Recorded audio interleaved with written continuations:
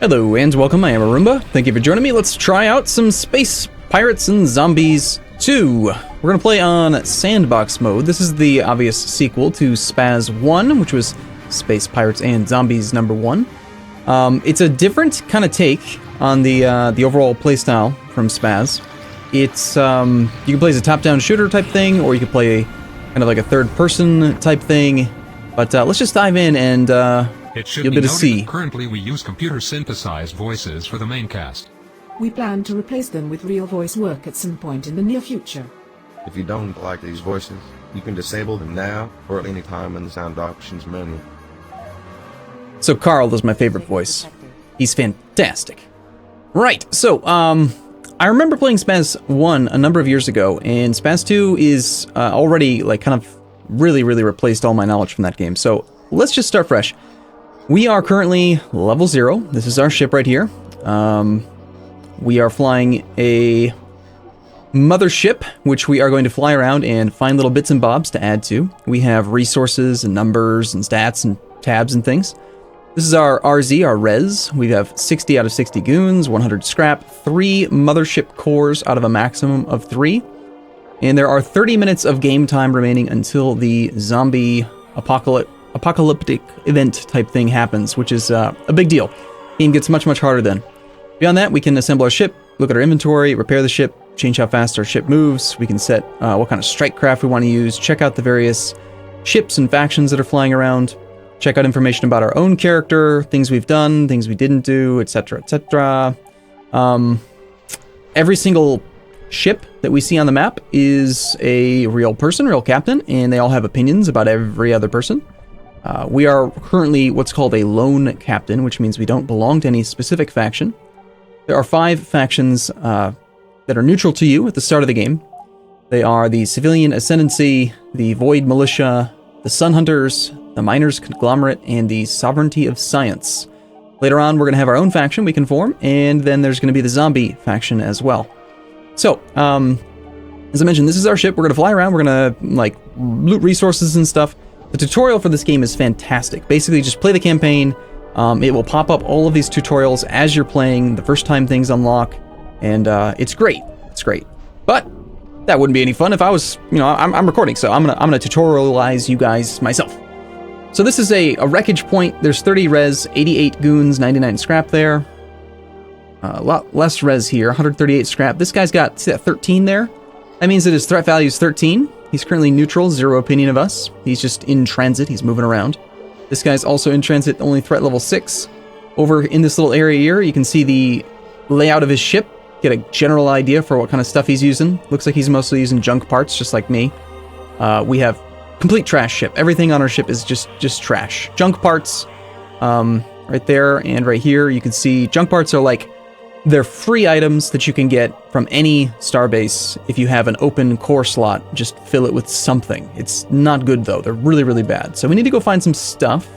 We don't really want to be picking any fights with anybody that we don't need to just yet, because we have, again, a trash ship. And our hangar is telling us we need to pick up some strike craft. They are mid-class individual ships that will assist the mothership in combat. Now, if you played SPAZ 1, you'll remember a lot of the names that we're going to see later on. We've got things like the yacht, the Ike, the Ranger Squatter Gimp, the Mule, Flora, Right Hook. The Right Hook is like an iconic SPAZ 1 ship, if I remember correctly. They are now all strike craft that you can employ. All the way down to things like the Star Spot, Gold Digger, Shatter, Hammerhead, Star Cruiser, and Freighter. For now, we can't unlock any of that stuff. In fact, we have to use a, surprise, junk part called the Short Bus. We can control what kind of stuff it equips. Let's see.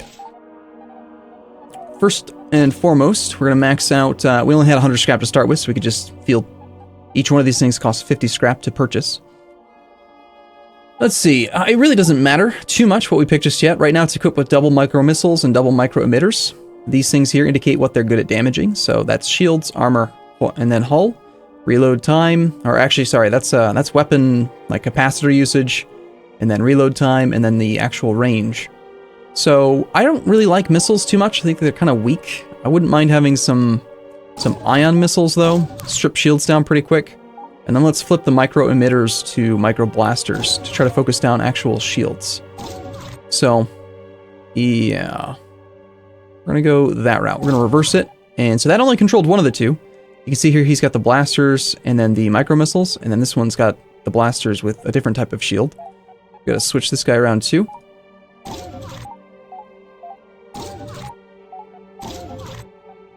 And let's turn on auto repair, which really should actually say like auto restock, because they don't actually like get damaged and like need to be repaired. It's just if they get blown up in battle, then auto repair restocks up to whatever you had it set at before, assuming you have enough scrap. So let's go ahead and check out this wreckage node. We're gonna move here, and as we move, real time passes. Of course, you'll notice no time has passed. The last 5 minutes that I've been talking. It's only passing as we move around the map. So we're at this location. We can now scavenge and see if we can get some stuff out of here. Each node or thing you interact with is going to take a certain amount of time. In this case, these type of nodes take 10 seconds. There's certain other ones like that thing there. It's called a lore node. Those only take 5 seconds. Other actions might only take no time at all. There's an actual star base. It's white because it's neutral. No one lives there yet. That is a lore node. Again, that takes 5 seconds. I kind of think that it would be nice if it told, I don't know, somewhere in here, the scan time, like how much time it's going to actually take. But, so we did get some stuff. I didn't actually check to see what it was. We got a little bit of res. We picked up some goons. Notice how there's still wreckage left behind. You can't necessarily just loot everything out of a wreckage location at once. Now it's just goons, which I don't really want to spend the time to loot. We're not going to probably even get all 50 of them. I do remember we started at 60 at the beginning of the game, so we picked up, what, 49?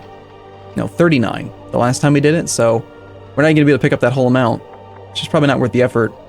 This wreckage, also probably not really worth the time, but it's really close by, so let's go pick that up. Cargo acquired. And there's 114 scrap, 27 res. Res, if I remember correctly, the rough trade value, assuming about a 100% markup, res is worth about 6 scrap, and goons are about 3 scrap. I could be mistaken on that. It might be 5 to 1 and 3 to 1 instead of 6, but I'm not sure. Also missed out on 25 scrap there. Let's go check out a lore node. This is about the Dark Infection. So these are really cool. They're little things on the map that are easy and quick to scan. They don't cost you any resources. You can just check them out, and you can watch a little bit of history. So we'll watch one of them, and then every other one in the future we're just going to scan. We're not going to take a huge amount of time to watch all these.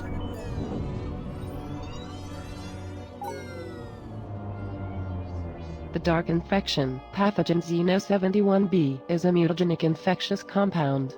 Unlike most diseases, this pathogen is able to infect any biological material it comes into contact with, regardless of how alien. Furthermore, it is able to assimilate surrounding material into its biological matrix. Living flesh and technology can become fused, both physically and in function. Given enough time, an infected starship will become a unified entity of biomass and circuitry, absent of any crew. The abominated ships exhibit a basic understanding of the systems and technology they have assimilated, suggesting a form of intelligence.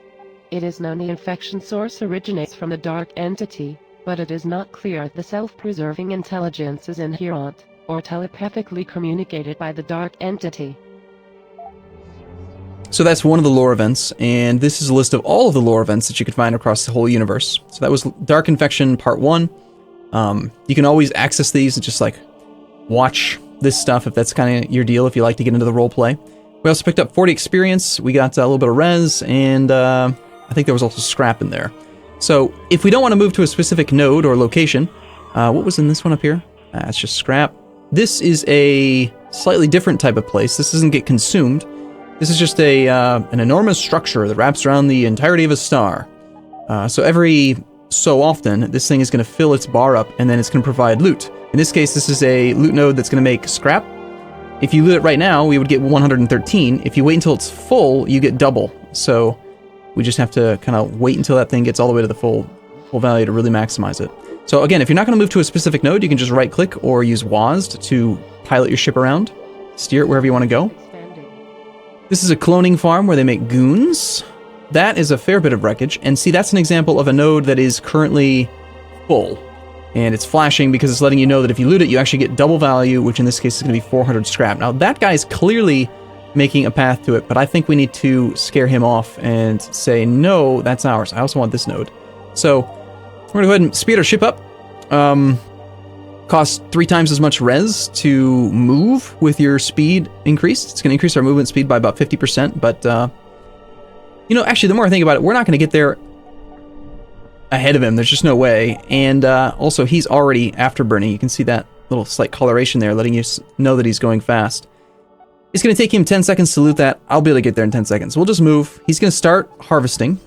And you can actually see now if we hover over him, is harvesting. We can always tell what he's doing. We're going to go to him. Move to. We can't threaten him. We're not scary enough. We would have to have a threat value of 8. We currently have a threat value of 5. We can't demand his surrender because he's not scared of us. But let's just go give him a little... Let's go fight him. Why not? Mr. Hollow Daryl. I want this node, so let's see how we do. Now, clearly he doesn't like that. And this is the top-down isometric, or whatever you'd call it, shooter type thing. I prefer to play in first person. You can play from top-down like this, or you can play in first person. I started off playing top-down, and then I got a little bit better and started to play this way. Let's take out his strikecraft first. That is him. He is shooting at me pretty hard. I wonder if we can actually beat this guy with complete trash equipment.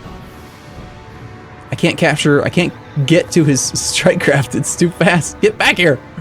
Oh, right. Battle wagon mode. Whenever you start a new campaign, battle wagon mode is not on by default. That's why we're not shooting. So you can control your weapon groups. If you want, you can set up a specific grouping of weapons. You can have like group 5 be... The way I have it set up is group 5 is like the outer hull. So shields get knocked down with group 5. Group 4 takes down mostly armor and hull, but a little bit. I think there's a little bit of shield shooting in group 4. I can't remember exactly. And then 3 is strictly hull and armor, and then 2 is just fire everything. 1 is a game default. It's called battle wagon mode, which is where every gun on your ship will just target anything within range and shoot for its center of mass. Most of the time, battle wagon mode's really convenient because it'll take down enemy strike craft as they fly around different sides of your ship. So, especially for the beginning here, we're going to leave battle wagon mode on. So there goes his strike craft.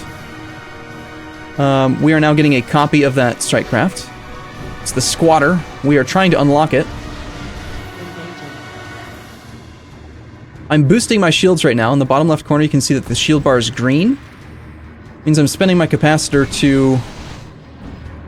my ammo, basically, to double my shield regen and halve the damage that I take. And now I'm having to reload. In the center of the screen right now, you can see the reticle. 800, 600 out of 800, 700 out of 800. When that gets to full, we are done reloading. We are now ready to fire. And we can boost shields again. My shields are actually down right now, though. Which is not good. Now they're up. Now they're down. You can't boost them if they're down, so that's the bad part.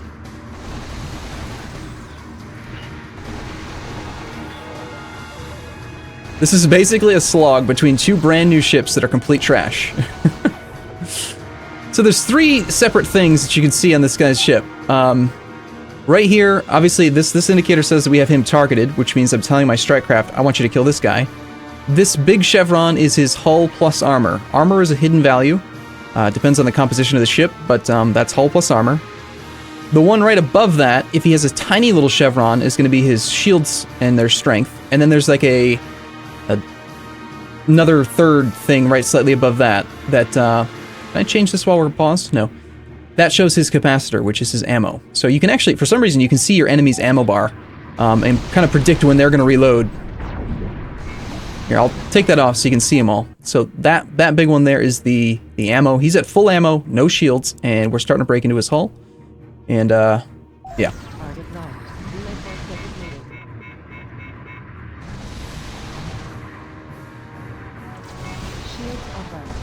Alright. I think we're just going to have to keep on firing away at this guy, because he's not really doing too much hull damage to me. And we've already got him down a little bit. Rather than trying to boost my shields, I think we're just going to keep knocking him down. We'll take some hull damage ourselves, but we're going to get a bunch of loot when he gets blown up, and then we get that 400 scrap resource node by having interrupted his ability to harvest.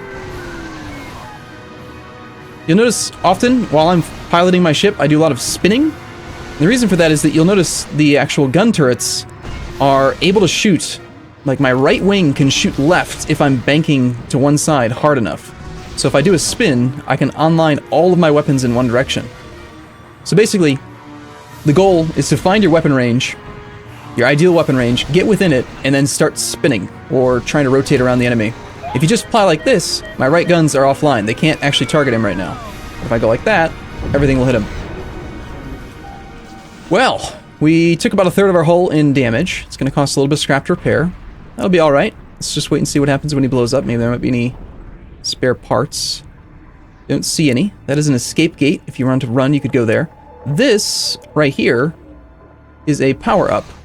You can actually use that zoom feature if you want to try to target specific weapon parts. That is also a power-up. There's another one right there, right there. There's about 4 or 5 different types of power-up that I've found. That's one right there. We have this thing called a grappling hook. If we smash this thing into us, we'll take a little bit of shield damage, but that was an armor power-up. That just restored all of our armor. This one, I believe, is capacitor. It's energy. See how my capacitor just went up to 864 out of 880? And then that one there is shields.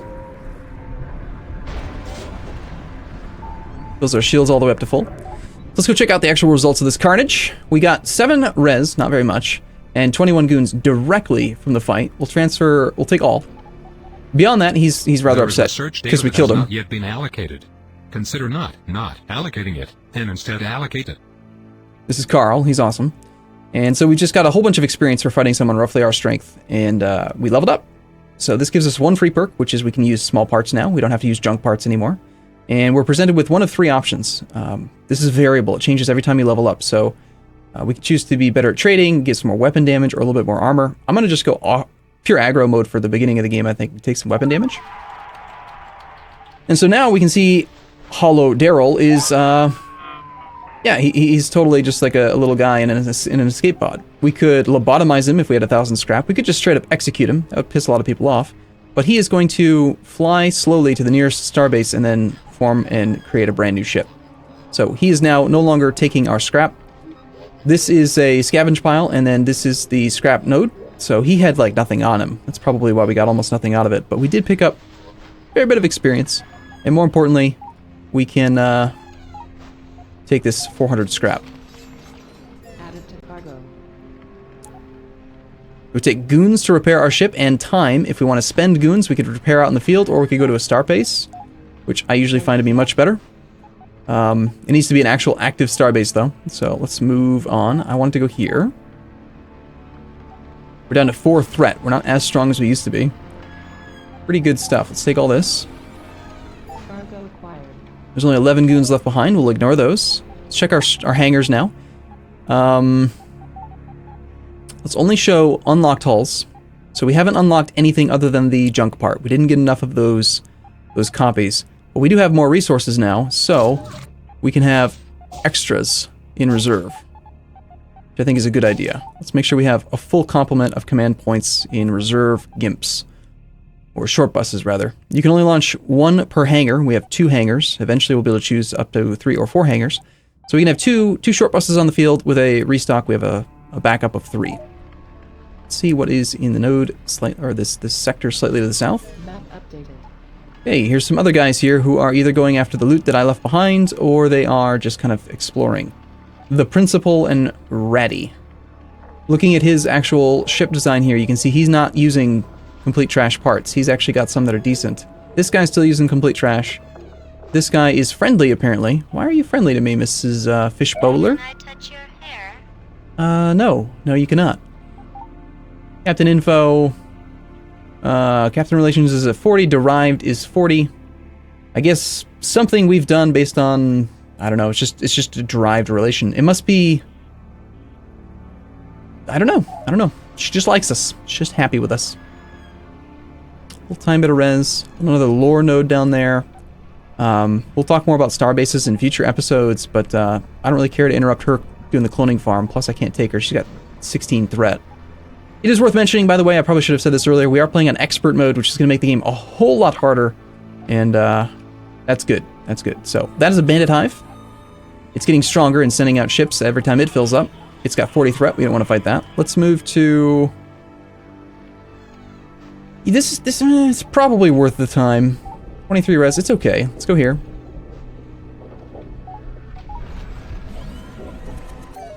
And that is a bandit. It is hostile to us. And the fact that it's pointed at me makes me a little bit concerned. Let's just try going to like... Okay, he's not chasing me. Good. Don't chase me, please. It's way stronger than I am. We're going to scan this lore node. Pillaging successful. 100 scrap, 25 res, and a little bit more experience. And let's keep on exploring more sectors. We're looking for our first faction, so we can actually repair the ship and do some other stuff. Scan this one. Cargo acquired. Signal detected. Another neutral location. Cloning farm almost maxed out. There are some people who are part of a faction so far. So we've got the orange faction, which if we take a look again, that was it's the Miners Conglomerate is what they're called. That is a guy from that faction. That node looks really good. We're going to hit this one, then go there, and then probably scout out these three and see if maybe one of them is an actual faction starbase.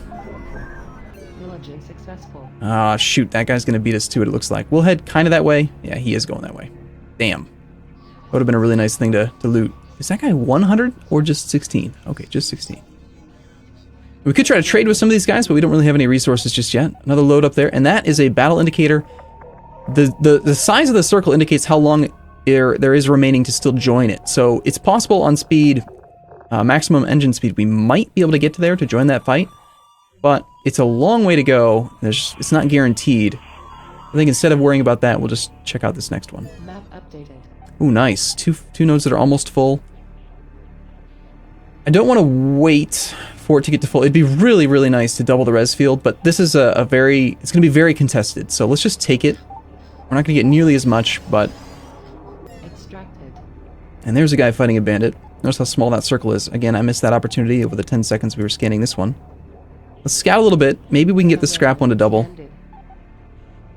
Hey, there we go. There's our first miners. Was it miners? I keep forgetting. Yeah, the Miners Conglomerate are orange. That's their first faction base. So we can repair there, and we can sell stuff there, buy stuff there.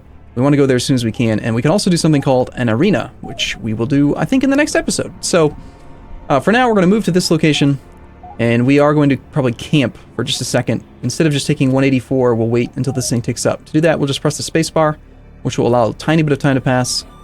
And this is, I think, worthwhile. I mean, it's an extra 200 scrap. Might not be.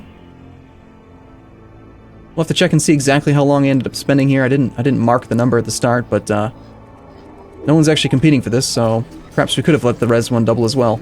Oh, perfect. And then this guy's actually taking a fight with a bandit right next to us, so we'll join that fight and take a look at that in the next episode. Before we do that, I'm going to wrap it up, though. So thank you, as always, for watching. This is a Let's Try. We'll probably be playing this for a week or two, see how far we can get into the campaign, and go from there. So, as always, thank you for watching, and I'll see you in the next episode. See you soon.